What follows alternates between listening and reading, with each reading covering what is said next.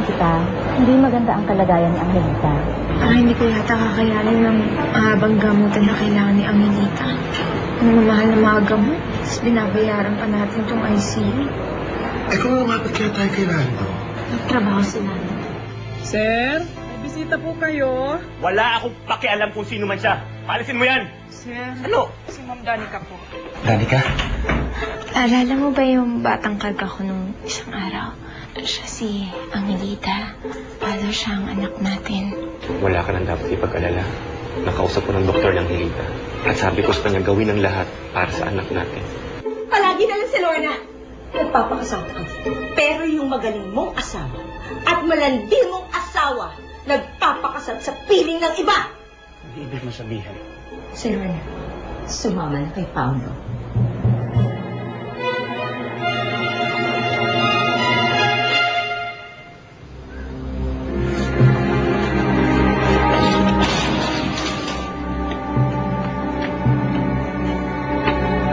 Lorna! Lorna! Lorna! Lorna! Lorna! Lorna!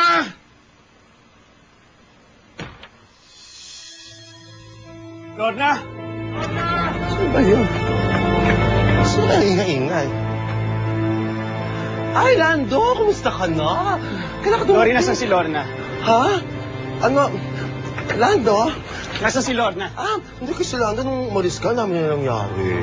Kumusta ka na? Kailan ka Nasaan nga si Lorna? Kay Paolo! Kay Paolo! Lando, teka lang! Oh, Lando, there's more! Ang dami ko sasabihin! Lando, ang dami ko pa yung kwento! Nagsisimula pa lang naman ako sa kwento! Lando! Mama, lang tayo! Mamaya na lang, anak. Busy pa si Mama. Hanap si natin ito lalala, tayo lalaro kami. Wala naman to. Babalik din siya agad. Meron lang pinuntahan. Wala. Tata punta dito lalando. Meron lang siyang nilakad, pero babalik siya agad. Tatawagan ka? Ate, pasalit ka. Di naman siya balitatan. Tawa naman si Buhito. Wala itong dalawa. Halika nga dito. Makinig ka sa akin, Buhito, ha? Sigurado ako. Babalik ang Kuya Lando mo. Maniwala ka. Babalik siya sa atin. Pabalik ka? Babalik siya. Manang, tapos na ba yung bote? Kailangan ko na kasing dalhin din niya sa ospital eh. Opo, ito na po, Ma'am Danica. Sige, lagay mo na yan sa kotse.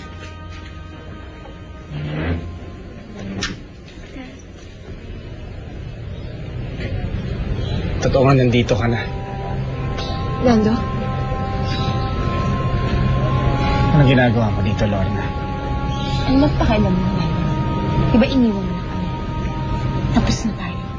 Kaya pwede kong gawin ano mong gusto kong gawin. Pero para sumama sa lalaking yan, ano ka ba kadesperado? Pati si Raulo, papatulan mo. Mas mabuti ng patulang ko ang siraulo kaysa sa'yo. Ano ikaw? Wala kang kwentang asawa at ama.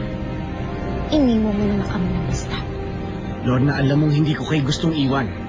Pero mas pinili mo tatay mo. Ginawa mong imposible na magsama tayo. Huwag mong ipasa ang kasalanan mo sa ibang tao. Manang, pahay ko ang bata. Pero di ba, Lorna, rin naman ang totoo? Mas pinili mo tatay mo kaysa sa akin. O ngayon, sino sa atin na ngayon walang mas kwentang asawa? Tapos bigla ka nang sasama sa lalaking yan? Lorna, bakit? Ganun ba kahirap ang buhay? Ganun ba binibigay sa inyan?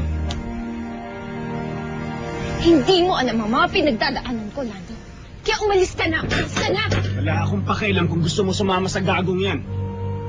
Pero hindi mo isasama anak ko sa kabaliwan niyo.